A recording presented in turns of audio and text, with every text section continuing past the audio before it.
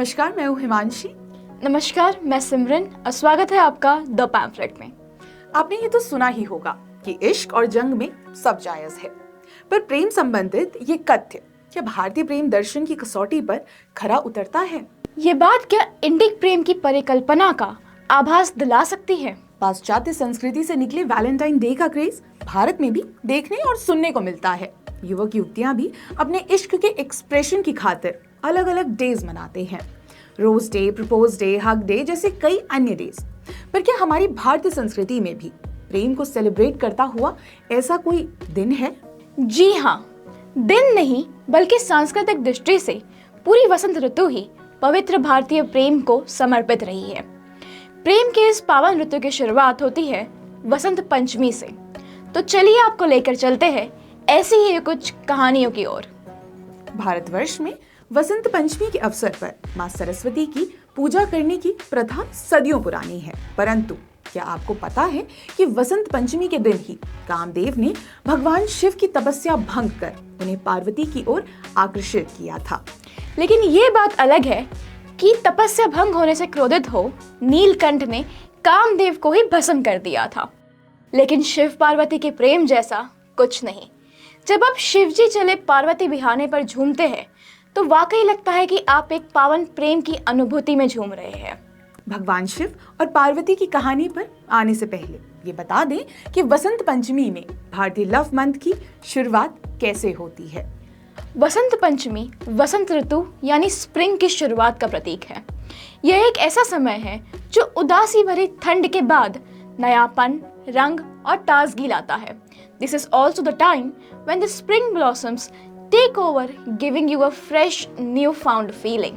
हालांकि भारत के अलग अलग क्षेत्रों में नवविवाहित जोड़े भगवान शिव और माता पार्वती को पूजते हैं। जैसे महाराष्ट्र में हर जोड़े का पीले कपड़े पहनकर वसंत पंचमी के दिन मंदिर में पूजा करना अनिवार्य होता है। वहीं गुजरात में हिंदू अक्सर अपने घरों को फूलों से सजाकर राधा कृष्ण के प्रेम भरे गीत गाते हैं। अक्सर ऐसा होता है कि हम जब किसी से सच्चा प्रेम करते हैं तो संसार भूल बस प्रेम में तपने लगते हैं।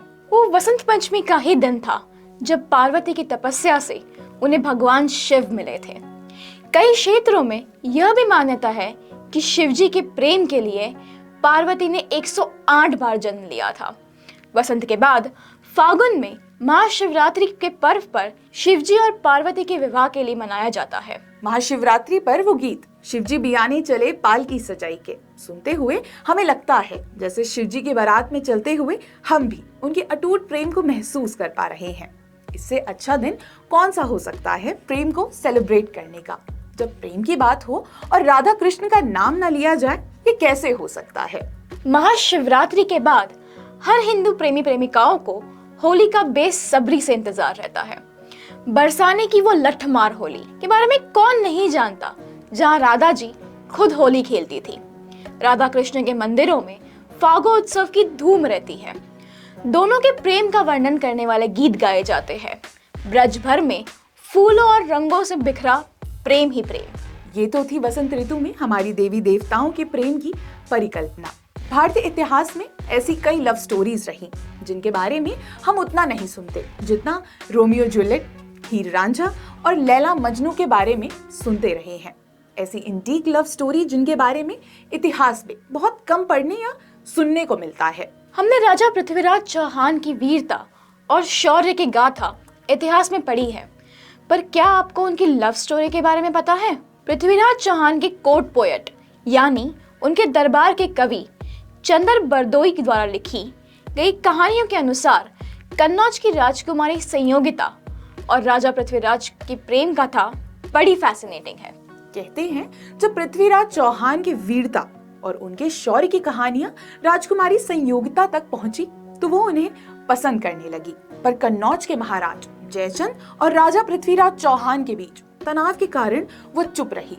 दोनों की प्रेम कहानी में ट्विस्ट तब आया जब प्रख्यात चित्रकार पन्ना रॉय ने उन्हें एक दूसरे की तस्वीर दिखाई। जब राजा जयचंद तक ये बात पहुंची तो उन्होंने संयोगिता का स्वयंवर रचा, लेकिन पृथ्वीराज चौहान को आमंत्रित नहीं किया।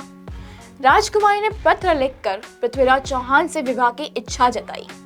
स्वयंवर के दिन राजा की इच्छा के विरुद्ध दोनों ने विवाह किया और पृथ्वीराज महाराज जयचंद के सैनिकों से लड़ते हुए संयोगिता को अपने घोड़े पर बिठाकर अपनी जान दांव पर लगाकर वहां से सुरक्षित निकाल लाए। यह कहा जाता है कि इसी कारण क्रोध में आकर राजा जयचंद ने मोहम्मद गौरी को उस युद्ध में साथ दिया था जिसमें महाराज पृथ्वीराज चौहान की हार हुई। दूसरी कहानी है उमरकोट के राजा राणा महेंद्र सोधा और मुमल की।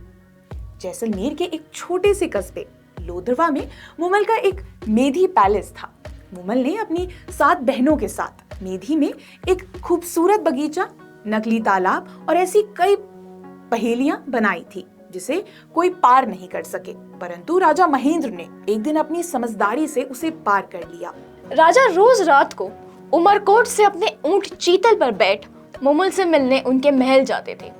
राजकुमार महेंद्र के परिवार ने उनके प्रेम का विरोध करते हुए चीतल के पैर ही काट दिए। मुमल से न मिल पाने से व्याकुल महेंद्र जब दूसरे ऊंट पर भटकते हुए मुमल के महल पहुंचे तब उन्होंने मुमल के साथ किसी और को देखा।